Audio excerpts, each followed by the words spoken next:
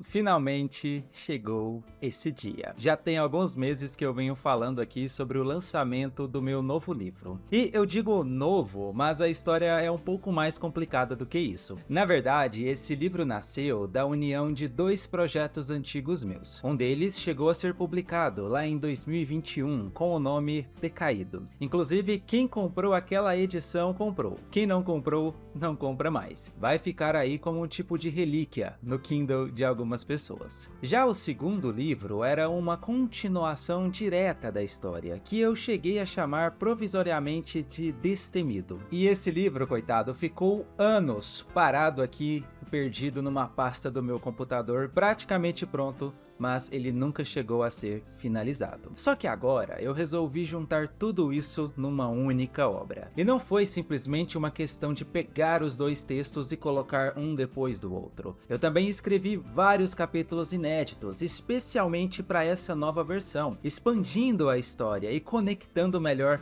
todos os acontecimentos. Então, no fim das contas, o resultado foi uma versão parruda do Decaído. Para vocês terem uma ideia, a edição antiga tinha 183 páginas. Essa nova versão tem 492 páginas. São 40 capítulos no total. É definitivamente um livro bem mais ambicioso do que aquele que eu publiquei tanto tempo atrás. O livro cresceu tanto durante o processo de escrita, ou melhor, de reescrita, que perto do final eu comecei a me perguntar ali se eu não estava exagerando um pouco. Por vários momentos eu me peguei pensando, será que isso não tá ficando grande demais? Uma das minhas maiores dúvidas tinha a ver com um novo ponto de vista que eu adicionei à história. Inclusive, eu já falei sobre isso aqui no canal. Era uma mudança significativa porque ampliava bastante o escopo da narrativa. Essa preocupação foi tão grande que eu levei a questão para leitura crítica. Eu queria uma opinião sincera, será que eu passei do ponto? E o mais engraçado é que esse receio todo só existia por causa do problema oposto que a versão original tinha. Quando o Decaído foi publicado, uma das críticas era justamente que a história parecia curta demais. Muita gente dizia que gostaria de passar mais tempo com alguns personagens, conhecer melhor aquele mundo e explorar elementos que apareciam só de passagem. E olhando para trás, eu acho que essas pessoas estavam certas. Só que aquilo também era uma escolha consciente minha naquela época. A proposta original era contar uma história mais contida, quase claustrofóbica em alguns momentos. Cerca de 75% do livro acontecia no mesmo lugar, acompanhando um grupo pequeno de personagens. Era uma narrativa muito mais fechada. Foi só nessa nova versão que eu me permiti abrir mais as portas daquele mundo, mostrar outros lugares, acompanhar outras perspectivas e explorar aspectos da história que antes ficavam só nas entrelinhas. E eu não vou mentir, no começo eu fiquei bastante inseguro com essa decisão. Mas, conforme as revisões avançavam, eu comecei a perceber o quanto essas mudanças estavam enriquecendo a narrativa, o quanto elas davam mais profundidade aos personagens, ao próprio mundo e aos conflitos da história. E a minha confiança aumentou ainda mais quando a pessoa responsável pela leitura crítica destacou justamente essa expansão como um dos pontos mais fortes do livro. Então, no fim das contas, foi um daqueles riscos que dão medo enquanto você tá tomando a decisão, mas depois você percebe que valeu super a pena. Mas vamos lá, né? Antes de revelar a capa, eu vou ler para vocês a nova sinopse do livro.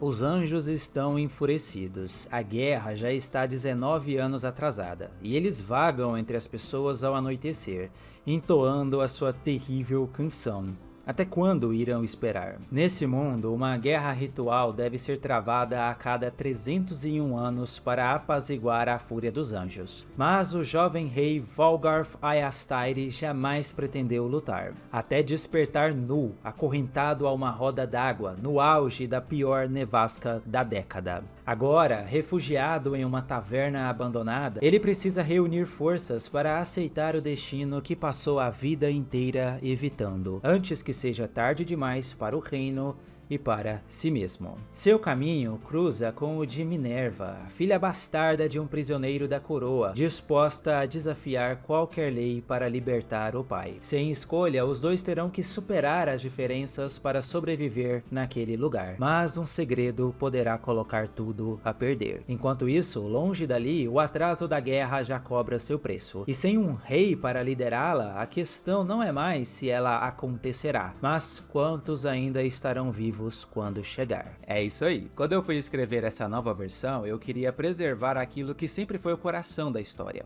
Valgarth e Minerva. No fim das contas, por mais que o mundo tenha crescido, por mais que a trama tenha ficado maior, essa continua sendo uma história sobre esses dois personagens tentando sobreviver enquanto lidam ali com seus próprios conflitos. Mas, ao mesmo tempo, a nova versão amplia bastante a escala dos acontecimentos. Existe agora uma camada muito mais épica. Inclusive, eu já comentei também sobre isso aqui no canal. Além dos problemas pessoais dos protagonistas, existe uma crise religiosa e sobrenatural acontecendo ali no reino. Uma ameaça que não afeta apenas o Valgarth, a Minerva e o Varric, mas todo o mundo ao redor deles. Então, a história passa a funcionar em duas escalas ao mesmo tempo. De um lado, você acompanha personagens tentando resolver ali seus próprios dramas, e do outro existe algo muito maior acontecendo nos bastidores. Uma crise que está se espalhando pelo reino e que pode mudar completamente o destino daquele mundo, que é a grande novidade dessa nova versão da história. Mas agora vamos para a capa sem maiores mistérios. Aí está, com novo título e tudo: O Canto da Coroa. A ilustração foi feita pelo Rodolfo Domingos, o Don Create, e além de ser um artista incrível, também tem um canal aqui no YouTube e recomendo muito que vocês vão lá conhecer. Uma coisa que eu gostei muito no processo do Rodolfo é que ele leu praticamente o livro todo antes de fazer a capa. Inclusive, sem querer, ele foi quase que um leitor beta ali não intencional, que falou algumas coisas bem interessantes sobre a história. E aí, depois dessa leitura, ele chegou à conclusão de que a imagem mais poderosa da história era a roda d'água, que aparece já logo no começo. O capista da edição antiga, lá do Decaído, também tinha escolhido a roda d'água como o elemento principal da capa, mas a interpretação do Rodolfo foi bem diferente. Nessa nova versão, a imagem é muito mais sombria. O rio aparece transformado em sangue, a coroa surge ali boiando entre as águas, e a própria roda d'água ganha uma aparência sobrenatural, como se tivesse saído de um pesadelo.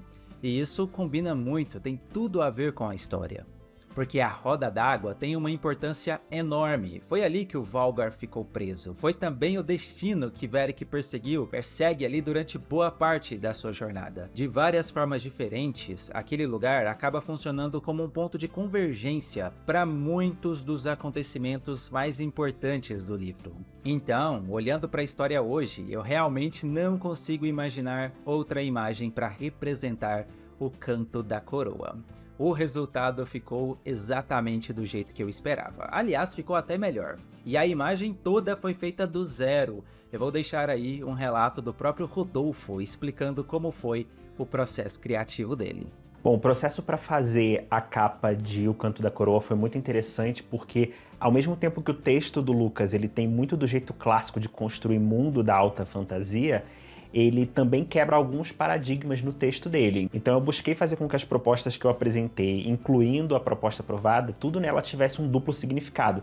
Primeiro, aquele que você vê na superfície, né, por conta da literalidade do texto, e segundo, aquela visão que você tem quando o texto te atinge do jeito certo. Bom, então não é à toa que a água ali é feita de sangue, que a roda é feita de chifre, que ela está cercada de urubus num lugar que é muito ermo e opressor. Isso tudo é uma perspectiva política muito forte. A opção por fazer uma capa que foi inteira pintada à mão, né, ela dá muita liberdade de criação de textura, de profundidade, mas também é um estilo muito pensado para chegar no coração do leitor mesmo de fantasia. Então é uma estética totalmente proposital. Então eu agradeço muito o Lucas pela oportunidade de fazer a capa do livro dele, e eu acho que esse livro vai agradar muita gente, porque o livro é realmente muito bom. A pré-venda do e-book começa hoje, lá na Amazon. E no dia 27, já na semana que vem, vocês finalmente vão poder conhecer essa nova versão da história. E eu deixo o convite aí para todo mundo, tanto quem leu o Decaído, quanto para quem ainda não leu. O link vai estar aí na descrição. Por enquanto, a gente não vai ter uma versão física do livro, porque não é um gasto que eu pretendo arcar agora. Eu acho que o digital acaba ficando mais barato para todo mundo. Para mim, e também para quem for comprar o livro. Eu sei que é muito legal ter o livro físico em mãos e eu queria muito que isso acontecesse, mas eu não pretendo fazer a autopublicação física, porque eu não acho que seja viável. Eu prefiro focar os meus esforços no digital e esperar que um dia, quem sabe, alguma editora tradicional se interesse em bancar essa publicação. Quero agradecer de verdade todo mundo que acompanhou esse projeto durante esse tempo, todo mundo que demonstrou interesse, apoiou e teve paciência durante o processo. E fica aqui o convite: se a proposta chamou a sua atenção, venha conhecer o Canto da Coroa.